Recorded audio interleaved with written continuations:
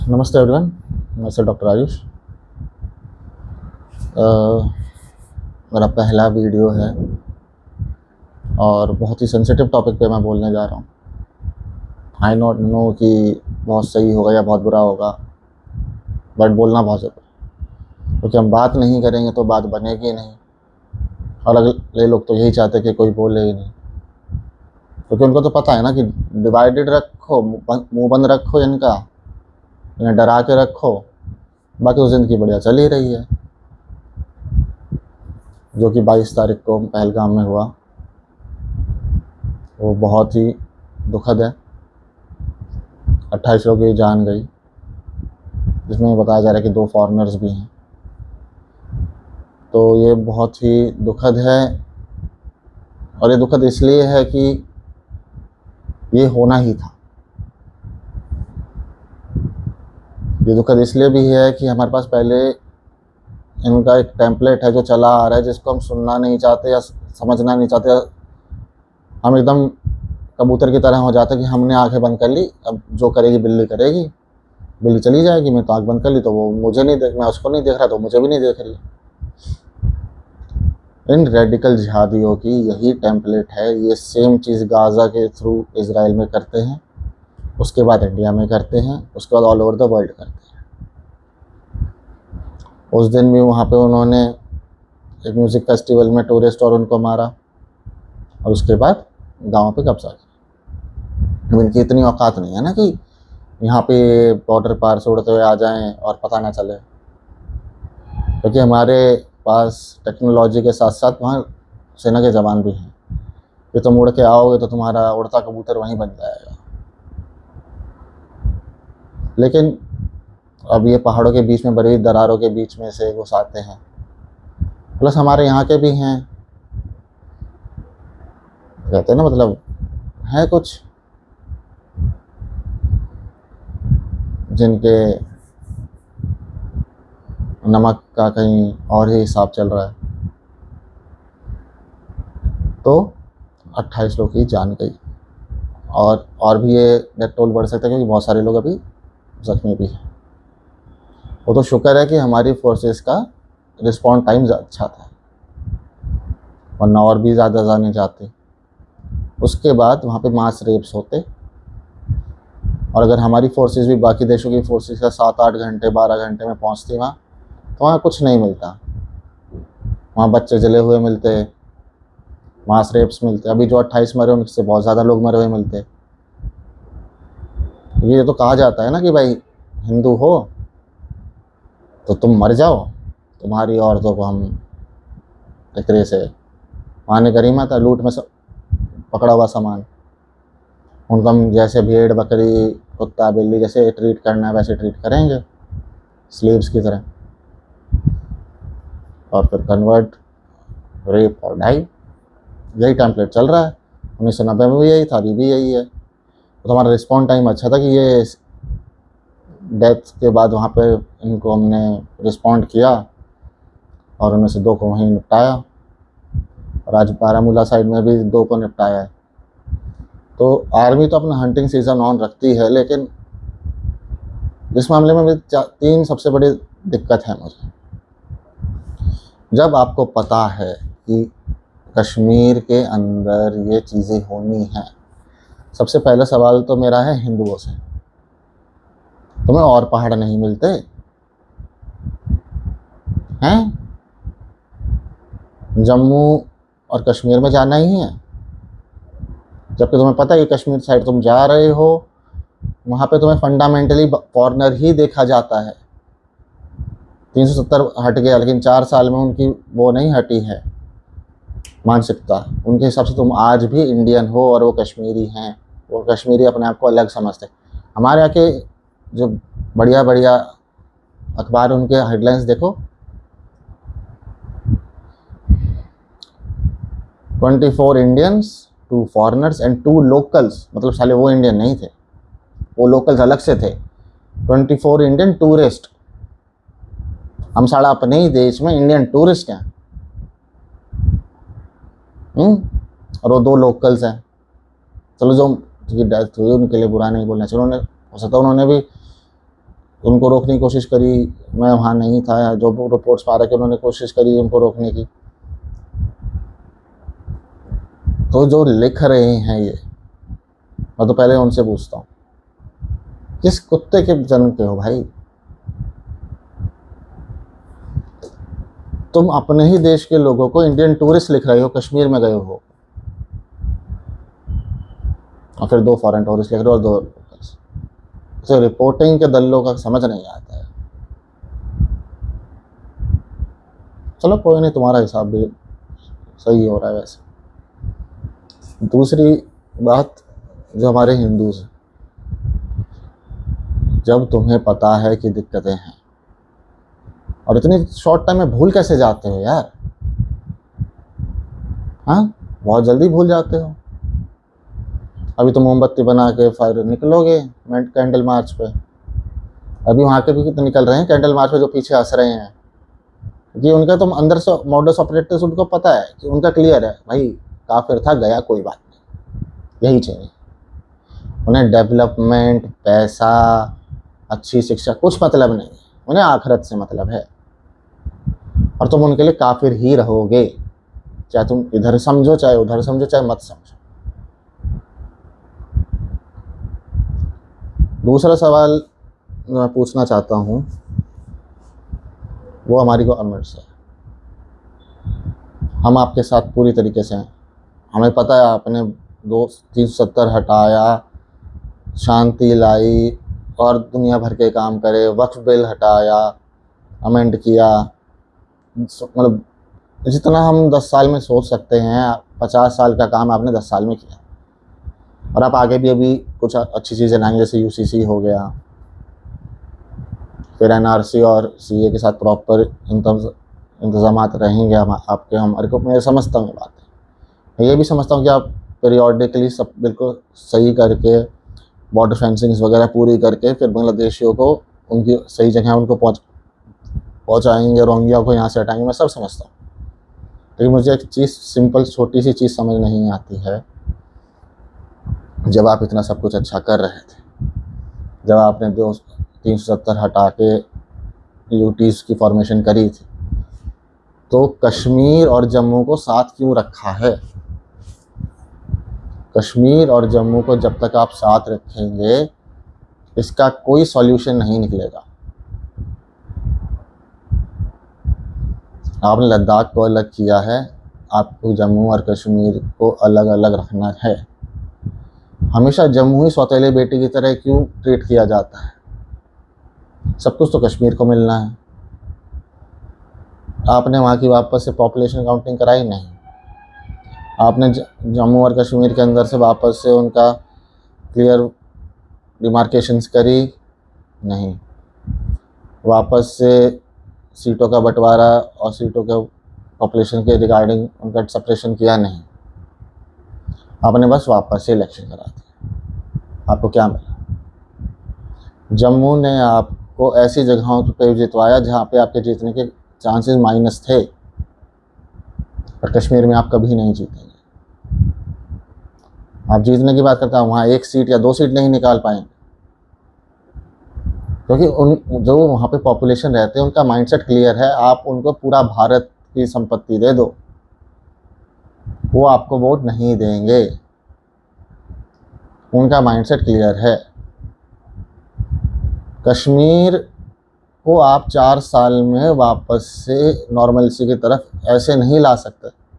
अरे वो लोग मानते ही नहीं है जमहूरियत वमहूरियत में यार, वो सिर्फ आपको दिखा रहे हैं, वो अलतकिया वाली फिलॉसफी है कि थोड़ी देर इनको स्टॉल अवे कर दो, घूम फिर के मूर्ख हैं, वहीं फंसेंगे, फंस गए। क्या ज़रूरत थी वापस से ये करने की? आप जम्मू को अलग से इलेक्शन करवाते, कश्मीर को अलग से कराते, 2 गवर्नमेंट्स बनती, फिर देखते।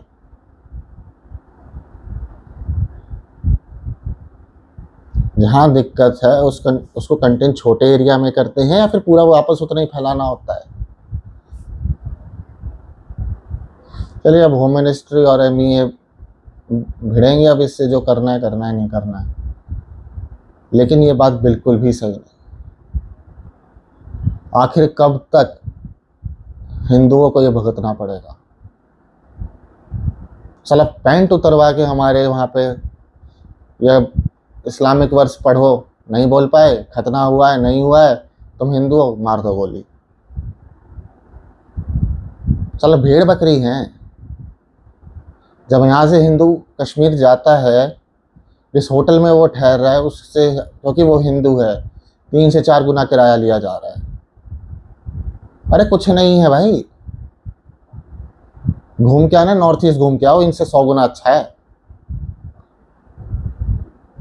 अरे इनको नहीं, अब वहाँ पे क्या चिलम चिल्ली शुरू हो गई, हाई टूरिज्म मर जाएगा, लोग पीछे आ जाएंगे, ये है वो है, जॉब चलिए। अरे भाड़ में जाएं। जब तक कश्मीर वाले खुद से ये नहीं बोल देते हैं इनफ इज इनफ, और वो खुद से अंदर से रिफॉर्म्स नहीं लाना चाहता, और वो अगर आप हमेशा रेडिकल इस्लामिज्म के सिंपैथाइजर्स ही रहना चाहते हैं, तो भाड़ में जान दो। हम क्यों उसके लिए अपने खून से भाई उनके कॉफर्स भरने हैं। सबसे बड़ी दिक्कत है कि हम वी पे इन ब्लड। हमारा सैनिक बॉर्डर पे मरता है, हमारे लोग उसके अंदर मरते हैं, पुलिस वालों को रेकी करके पकड़ के मारा जाता है। लेकिन नहीं नहीं नहीं, सेक्युलरिज्म खतरे में आ जाएगा, हम ऐसे नहीं बोल सकते, वैसे नहीं बोल सकते। अरे सीधा बोल रहा हूँ यार, terrorism has a religion and it is a religion of pieces. ये 1947 में भी वही थे, 1990s में भी वही थे, 2025 में भी वही हैं। विक्टिम कार्ड खेलने के लिए सबसे पहले खड़े होके आ जाएंगे।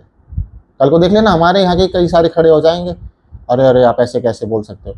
अभी 4 हफ्ते पहले ही शायद शुरू हो गया था कि पाकिस्तानी मुजरे वालों को, पाकिस्तानी एक्टर्स को यहाँ बुलाया जाए। क्यों बुलाया जाए? हमारे वालों को कोई बुलाता है ग्रीन कार्ड दे दे के? क्या करवाना उनको यहाँ बुला के? हम क्यों पैसे दें उनके लिए? साले मरे उस अपने गटर खाने में। वहाँ हो रखा है ना उनका बहुत बढ़िया पीस और पीसेस। बलूचिस्तान में, खैबर पख्तूनख्वा में, अब तो साला पाकिस्तान ऑक्यूपाइड कश्मीर में, वहाँ पे भी समझ आ रहा है ना उन्हें क्या है क्या नहीं है। आटे दाल का भाव दिख रहा है ना। पर नहीं, यहाँ के लोगों को बहुत जल्दी दिक्कत है। चलो 5 मिनट बाद ये भूल जाते हैं कि बोला क्या था, 5 हफ्ते बाद ये भूल जाते हैं कि किसने शहादत दी, और 5 महीने बाद ये भूल जाते हैं कि हुआ क्या था। क्योंकि 500 साल पहले ये भुला दिया था कि यहाँ पे एक शस्त्र रखा जाता और शस्त्र की पूजा होती है। हमारे घर में साला चिमटा नहीं मिलता है।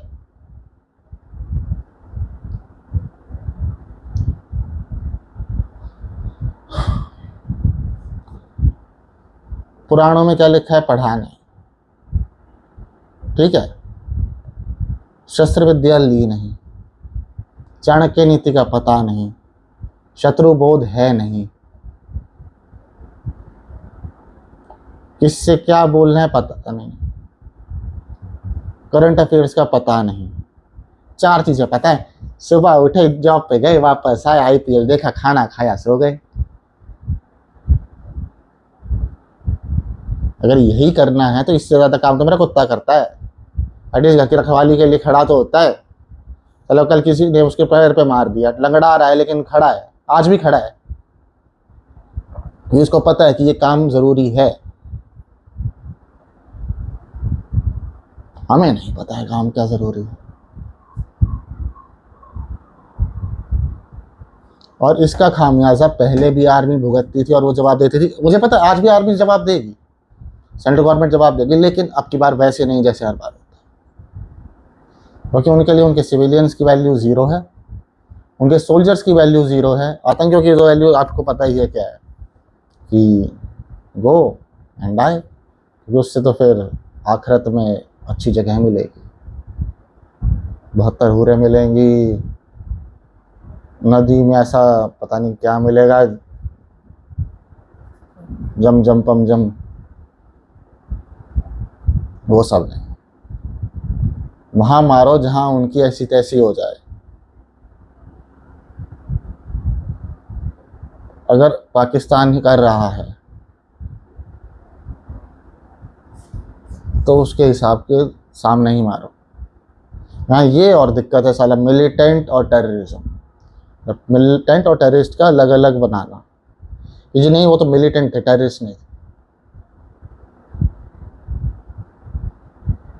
अच्छा, द रेजिस्टेंट फ्रंट वाले, जो कि एक बहुत ही अच्छी कुख्यात टेररिस्ट ऑर्गेनाइजेशन का एक सेकंड फ्रंट है, वो खुद कह रहे हैं कि हमने किया, मतलब टेररिस्ट खुद कह रहा है कि मैं टेररिस्ट हूँ, लेकिन नहीं, तुम तो कहोगे मिलिटेंट है।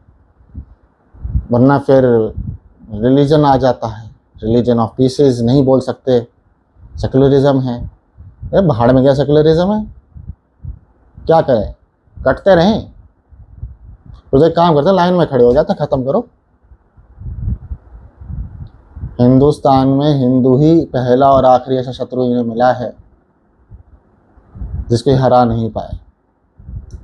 हमने पीढ़ियों की पीढ़ियां गंवा दी, राज्यों के राज्य गंवा दिए, सदियों से लड़ रहे हैं, सदियों तक लड़ रहेंगे इनकी सोच से, क्योंकि हम एक हमारी ही ऐसी सभ्यता है जो इनकी सोच के आगे नहीं झुकती। हमने तलवार देख के सलवारें नहीं पहनी थी, उतारी थी, तभी आज हम हिंदू हैं। अब 5 महीने बाद सब भूल जाएंगे, मैं तो नहीं भूल, और मुझे पता है आप में से बहुत लोग नहीं भूले। इसका सबसे अच्छा उदाहरण है, नोट कीजिए किसने क्या बोला। आपके पसंदीदा सेलिब्रिटी ने क्या बोला, आपके चुने गए नेता ने क्या बोला,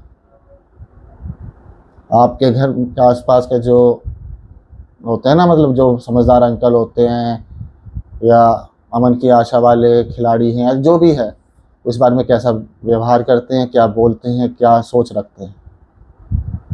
क्योंकि जब तक हम बोलेंगे नहीं और हमारी पावर का प्रदर्शन, हमारे को अगर हम लड़ नहीं सकते, यहाँ पे मैं ये नहीं कह रहा जाके दंगे करो, नहीं, 3 जगह क्लियर दिखाओ। कश्मीर का टूरिज्म बायकॉट करो और डिमांड रखो कि जम्मू को अलग किया जाए, कश्मीर को अलग किया जाए।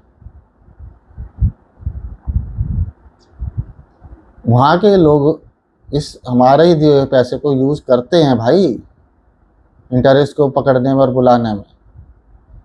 जब तक वहाँ का खुद वहाँ पे ज़ीरो टॉलरेंस की नीति नहीं ला सकते वो, तो कोई ज़रूरत नहीं है जाने की। इतना बड़ा देश है, हिमाचल, उत्तराखंड, जिम कॉर्बेट का पूरा एरिया, गोरखपुर के साथ लगते हुए नेपाल जाते हुए पूरे पहाड़, सिक्किम, मेघालय, पूरा 7 सिस्टर्स का एरिया, उसके बाद इतनी बड़ी कोस्ट लाइन है, ईस्टर्न घाट है, वेस्टर्न घाट है, पूरा का पूरा क्या कहते हैं, राजस्थान का डेजर्ट है, कच्छ का सॉल्ट डेजर्ट है, पूरा गुजरात है। जाओ वहाँ, कश्मीर जाएंगे, ऐसे ऐसे करवाने जाओगे? चलो तुम्हारे साथ में कुछ हो जाए, तुम्हारे बच्चे के साथ में कुछ हो जाए, कमा लिया सारे दिन का पैसा, कमा लिया सब कुछ, बन गए अमीर। अपनी ताकत वोट से दिखाएं। अब आगे आने वाले चुनाव में जो सबसे मेन चुनाव है वो है बिहार के और बंगाल के। बंगाल वालों से तो मेरी खास दरख्वास्त है, अपने थोड़ा ईस्ट में देखो, अगर ये समझ नहीं पा रहे हो कि शत्रुबोध का हिसाब नहीं लगा पा रहे हो, क्योंकि उनको तो क्लियर है, उनका क्लियर है, उन्हें पता है कौन है कौन नहीं। अगर तुम्हें नहीं समझ आ रहा है और तुम्हें अभी भी मस्त गाने लगाने हैं और we are superior thinkers, what happens in Bengal whole India will follow.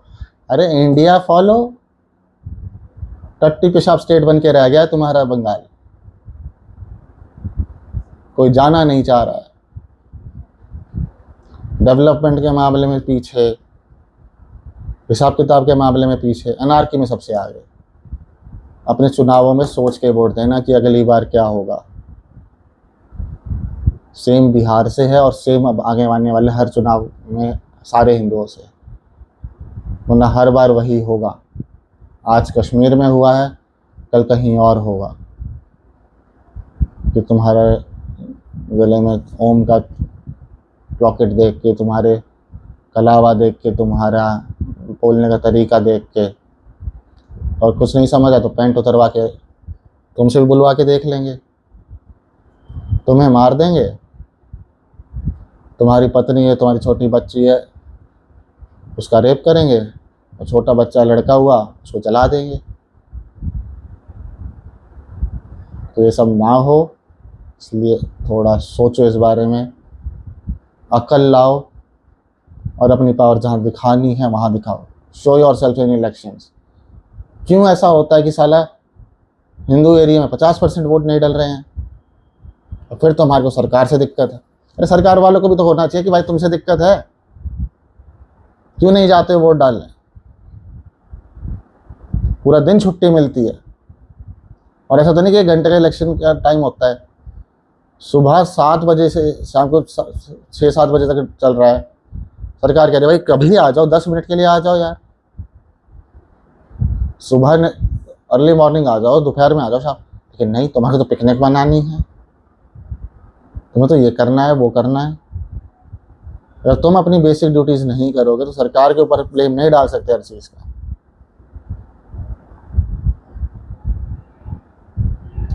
हमेशा याद रखो, और ये बात याद रखने की है कि यहाँ क्या हुआ है।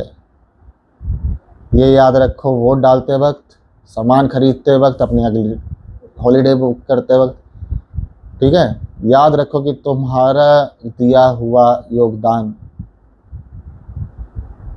वोट के माध्यम से, पैसे के माध्यम से, इंटरेस्ट के माध्यम से तुम्हारा दुश्मन को पाल सकता है या फिर तुम्हारी सेफ्टी कर सकता है, वो तुम्हारे ऊपर है। वरना तो सबको पता ही है,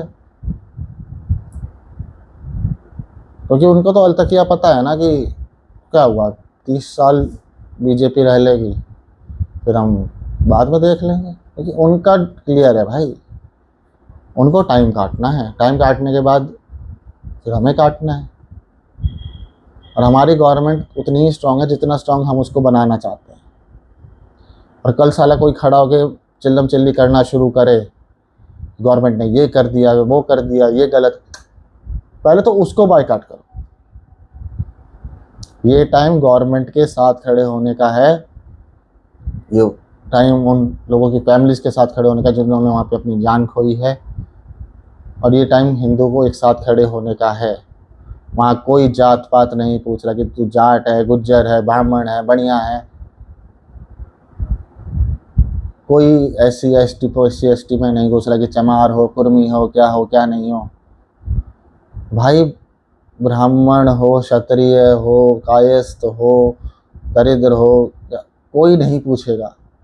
सिर्फ एक सवाल आएगा, हिंदू हो, मरो।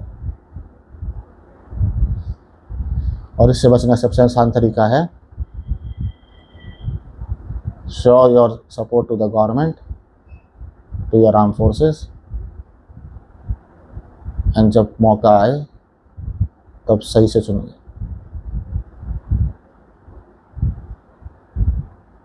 बाकी देखते हैं। All eyes on Pahalgam, all eyes on Hindus.